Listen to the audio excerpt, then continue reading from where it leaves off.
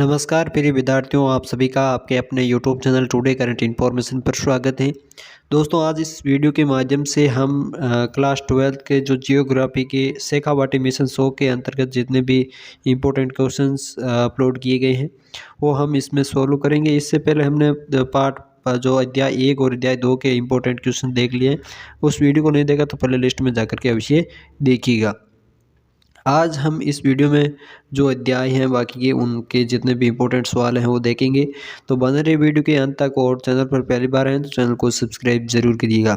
दोस्तों, चित्रकला और हिंदी साहित्य, हिंदी अनिवार्य के जितने भी इम्पोर्टेंट अलग से जो क्वेश्चन होंगे वो हमारे जो नया यूट्यूब चैनल है कलाम क्लासेज, उस पर अपलोड कर दिए जाएंगे।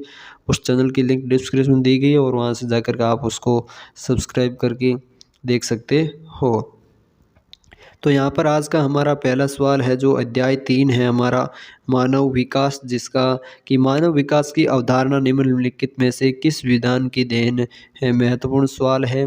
तो मानव विकास की अवधारणा प्रोफेसर अमर्त्य सेन, डॉक्टर महबूब उल हक, एलन सी सैम्पल और रेडजेल। तो यहाँ पर आंसर हो जाएगा कि जो मानव विकास की अवधारणा है वो है डॉक्टर महबूब उल हक के जो विद्वान की देन है।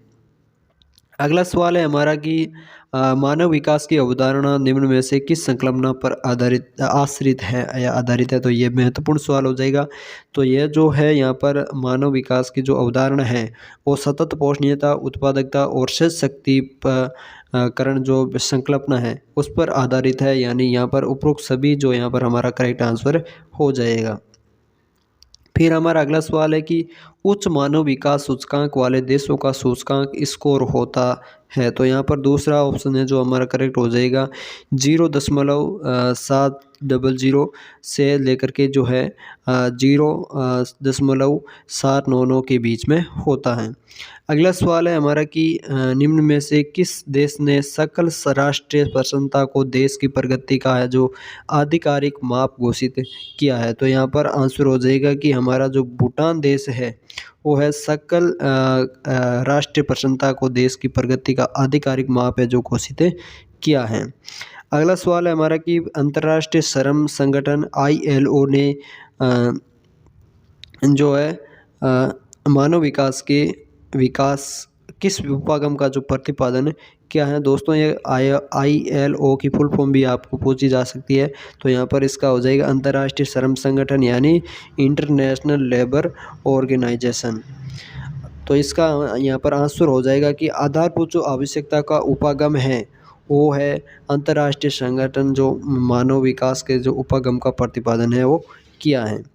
अगला सवाल है हमारा कि प्रोफेसर अमर्त्य सेन का संबंध है जो किस मानव विकास उपागम से हैं। तो यहाँ पर जो हमारा आंसर है हो जाएगा I उपागम, कल्याण उपागम, आधारभूत आवश्यकता उपागम। तो इसका करेक्ट जो आंसर है वो हमारा हो जाएगा 4 नंबर ऑप्शन जो समता का उपागम है, इसका करेक्ट आंसर हो जाएगा। फिर हमारा अगला सवाल है कि सर्वोच्च जो मानव विकास सूचकांक वाला देश है तो हो जाएगा नॉर्वे जो है सर्वोच्च मानव विकास सूचकांक वाला देश हो जाएगा। इसके बाद जो इम्पोर्टेंट सवाल है हमारा जो लघुतरात्मक क्वेश्चन है उसके इम्पोर्टेंट सवाल देख लेते हैं। तो यहाँ पर जो हमारा सवाल है वृद्धि और विकास में क्या अंतर है। वेरी इंपॉर्टेंट सवाल है वृद्धि और विकास की अंतर।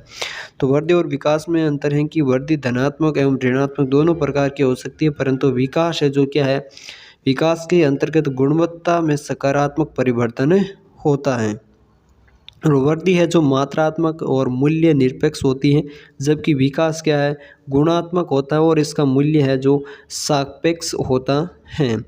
अगला महत्वपूर्ण सवाल है हमारा कि मानव विकास क्या है, स्पष्ट कीजिए। तो मानव विकास है जो लोगों के जीवन में सुधार लाता है और उनके विकल्पों में जो वृद्धि करता है।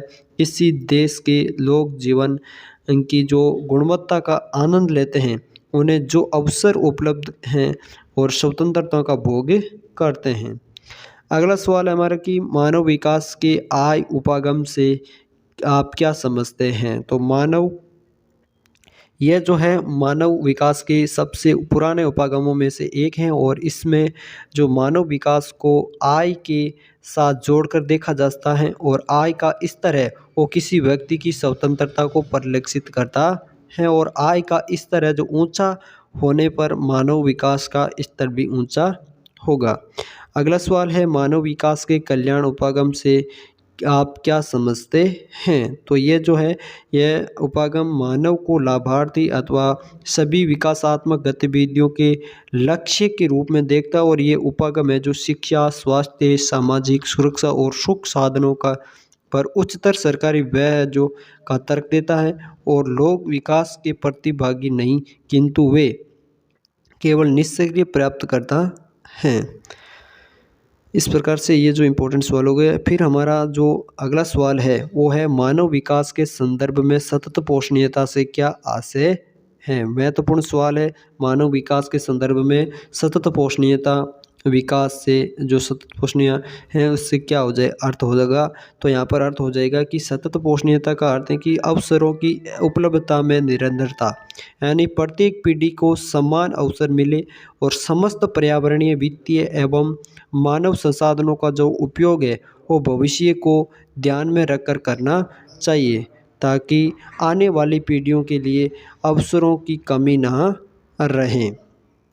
फिर हमारा सवाल है कि मानव विकास के संदर्भ में समता से क्या आशय? महत्वपूर्ण सवाल है ये भी। तो समता का यहाँ पर आशय हो जाएगा कि प्रत्येक व्यक्ति को उपलब्ध अवसरों के लिए समान पहुँच की व्यवस्था करना है। लोगों को उपलब्ध अवसर लिंग, प्रजाति, आय और भारत के संदर्भ में जाति के भेदभाव के विचार के बिना समान होने चाहिए। यानी समता का साधारण अर्थ में हम अगर अर्थ देखें तो यहाँ पर सभी को समान रूप से रहने का अधिकार, यानी उसके साथ किसी भी प्रकार का भेदभाव नहीं होना चाहिए, चाहे वो लिंग से संबंधित हो, वर्ण से संबंधित हो, धर्म से रिलेटेड हो, यानी किसी भी प्रकार का है वो किसी के साथ भेदभाव नहीं हो। ये हमारे सवाल थे। फिर हमारा अगला अध्याय है वो 4 नंबर अध्याय है, प्राथमिक क्रियाएं। तो प्राथमिक क्रियाएं, यहाँ पर पहला सवाल है इसका इम्पोर्टेंट कि निम्न में से कौन सा एक प्राथमिक क्रियाओं में शामिल नहीं है? तो यहाँ पर आंसर हो जाएगा विनिर्माण है जो प्राथमिक क्रियाओं के अंदर शामिल नहीं है, पशुचारण है, कृषि है और रॉकेट भी है। तो यहाँ पर जो दोस्तों इंपॉर्टेंट सवाल हैं वो हम देख लेते हैं, बाकी की जो PDF आपको टेलीग्राम ग्रुप में मिल जाएगी। तो यहाँ पर हमारा अगला सवाल यहाँ पर देखें तो यहाँ पर ये महत्वपूर्ण सवाल है जो हो जाएगा हमारा कि वाणिज्य डेयरी कृषि का सबसे बड़ा प्रदेश कौन सा है? तो ये दक्षिण अफ्रीका, उत्तरी पश्चिमी यूरोपीय, कनाडा और न्यूजीलैंड। तो यहाँ पर हमारा आंसर हो जाएगा जो वाणिज्य डेयरी कृषि का सबसे बड़ा प्रदेश है वो है उत्तर पश्चिमी यूरोप, जो वाणिज्य डेयरी कृषि का सबसे बड़ा प्रदेश है। अगला सवाल है, सामूहिक कृषि का प्रारंभ है जो सर्वप्रथम कहाँ से हुआ था? तो यहाँ पर हो जाएगा सोवियत संघ से हैं जो सामूहिक कृषि का प्रारंभ है जो हुआ है। फिर इस पार्ट से रिलेटेड आपके रिक्त स्थान से भी रिलेटेड सवाल यहाँ पर पूछे जा सकते हैं, तो इनको भी आप अच्छी तरीके से देख लीजिएगा। फिर हमारा जो अगला महत्वपूर्ण सवाल है वो है आर्थिक क्रिया किसे कहते हैं? वेरी इंपॉर्टेंट सवाल है आर्थिक क्रिया। तो मानव के वो सभी क्रियाकलाप जिनसे आय प्राप्त होती है वो क्या कहलाती है? आर्थिक क्रिया कहलाती है। बहुत ही साधारण सा जवाब हो जाएगा हमारा कि मानव के जो वो सभी क्रियाकलाप जिनसे हमें क्या है आय प्राप्त होती है, यानी रुपए पैसे मिलते हैं, वही क्या है हमारी आर्थिक क्रिया हो जाएगी। अगला सवाल है ऋतु प्रवास किसे कहते हैं? ये भी महत्वपूर्ण सवाल है। तो जो पशुचारक होते हैं उसके द्वारा ऋतुओं के अनुसार पशुओं को लेकर चारागाह क्षेत्रों की ओर प्रवास करना ऋतु प्रवास है जो कहलाता है। और ग्रीष्म ऋतु में मैदानी भाग से पर्वतीय चारागाह की ओर एवं शीत ऋतु में क्या है पर्वतीय भाग से मैदानी चारागाहों की ओर जो है ये प्रवास करते हैं। अगला हमें यहाँ पर सवाल देखें तो खनन कार्य को प्रभावित करने वाले कोई 2 कारक हैं जो लिखिए। तो खनन को प्रभावित करने वाले कारक हो जाएंगे कि जो भौतिक कारक हैं एक तो, और एक आर्थिक कारक है। भौतिक कारक देखें तो यहाँ पर हो जाएगा कि खनिज जो निक्षेपों का जो आकार है वो श्रेणी है उसकी उपस्थिति की अवस्था। और आर्थिक में देखें तो खनिज की मांग, तकनीक, जो पूंजी यानी रुपए पैसे की जो कमी है वो क्या है खनिज कार्य को प्रभावित करते हैं। अगला सवाल है हमारा यहाँ पर अगर हम इम्पोर्टेंट देखें तो प्राथमिक क्रियाएं किसे कहते हैं? इसमें कौन कौन से क्रियाकलाप शामिल किए जाते हैं? वेरी इंपॉर्टेंट सवाल हो जाएगा हमारा प्राथमिक क्रियाएं। तो प्राथमिक क्रियाओं के अंदर हम यहाँ पर देखें तो आंसर हो जाएगा हमारा कि पर्यावरण में प्रकृति प्रदत्त संसाधनों पर प्रत्यक्ष रूप से मानव क्रिया मानव द्वारा जो क्रिया के हैं की जाती है वो प्राथमिक क्रियाएं कहलाती हैं। और प्राथमिक क्रियाओं में निम्न क्रियाकलाप शामिल किए जाते हैं, जैसे कृषि हो गई, आखेट हो गया, भोजन संग्रह हो गया, पशुचारण हो गया, मछली पकड़ना, खनन हो गया, लकड़ी काटना। ये जो सभी क्या है, प्राथमिक चरण, प्राथमिक क्रियाकलाप के अंदर आते हैं और प्राथमिक क्रियाएं हैं। फिर हम यहाँ पर अगला इम्पोर्टेंट सवाल देखें तो यहाँ पर हो जाएगा, विश्व में भोजन संग्रह करने वाले क्षेत्र बताइए। तो यहाँ पर ये भी इतना महत्वपूर्ण सवाल नहीं है। तो यहाँ देखें तो चलवासी पशुचारण और वाणिज्य पशुधन अंतर बताइए। ये जो सवाल है महत्वपूर्ण सवाल हो सकता है हमारा कि चलवासी पशुचारण, तो चलवासी पशुचारण और वाणिज्य पशुधन व पालन के अंदर क्या अंतर है।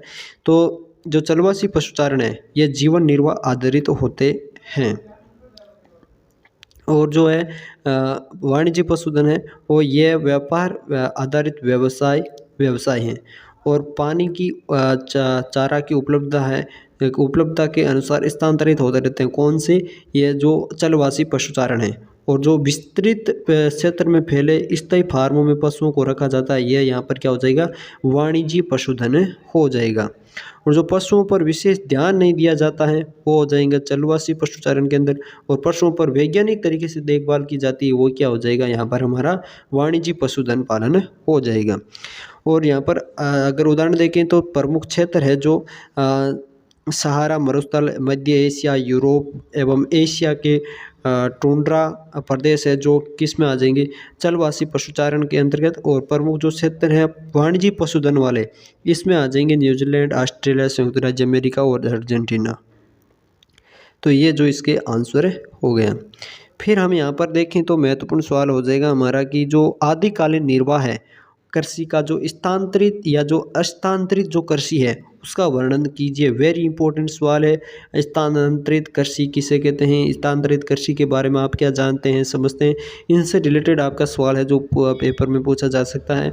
तो स्थानांतरित कृषि यानी जो मुख्य रूप से उष्णकटिबंधीय क्षेत्र में पाई जाने वाली सघन वनस्पति में निवास करने वाली जनजातीय समूह द्वारा की जाती है। और इन क्षेत्रों में जो वनस्पति है उसको काट करके जला करके क्या किया जाता है, खेतों को तैयार किया जाता है। और जली हुई जो राख परत होती है उसको उसका जो उर्वरक है जो वो कार्य करती हैं।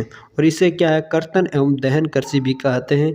और उसे 5 वर्ष पश्चात मिट्टी का उपजाऊपन है जो समाप्त होने पर दूसरी जगह पर है जो ये खेत है जो तैयार करके कृषि की जाती है। और इससे भारत के उत्तर पूर्वी राज्यों में जूमिंग एवं मध्य अमेरिका में है जो मेक्सिको में मिल्पा तथा एवं मलेशिया और इंडोनेशिया में क्या कहते हैं, लादांग कृषि भी कहते हैं।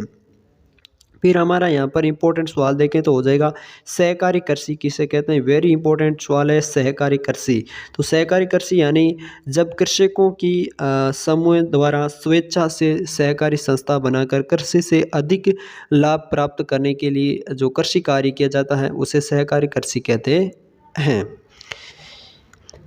फिर हमारा यहाँ पर सवाल देखें तो हो जाएगा हमारा कि विस्तृत वाणिज्य अनाज कृषि की विशेषताएं बताए हुए उनके प्रमुख क्षेत्रों के जो नाम है वो लिखिए। तो ये हैं इसके आंसर। फिर हमारा अगला सवाल है जो है कि डेयरी कृषि नगरीय, जो इस डेयरी कृषि जो विशेषताएं हैं उसको लिखते हुए विश्व के वाणिज्य डेयरी क्षेत्र में बताइए। तो ये भी महत्वपूर्ण सवाल हो जाएगा हमारा कि जो डेयरी कृषि की विशेषताएं लिखते हुए विश्व के प्रमुख वाणिज्यिक डेयरियां हैं। तो दुधारू पशुओं का पालन पोषण एवं उन्नत दक्ष तरीके से किया जाता है। और इसमें पूंजी की अधिकता जो आवश्यकता है वो होती है। और पशुओं के प्रजनन, स्वास्थ्य व पशु चिकित्सा पर अधिक ध्यान दिया जाता है। और इसमें गहन श्रम की आवश्यकता होती है।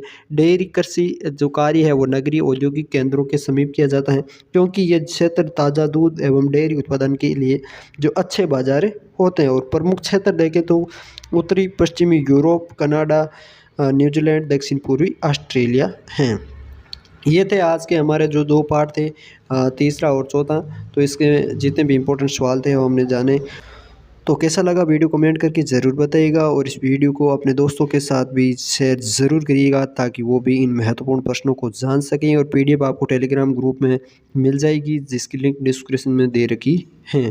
तो मिलते हैं दोस्तों ऐसे ही नए प्रश्नों के साथ, तब तक के लिए धन्यवाद। जय हिंद, जय भारत।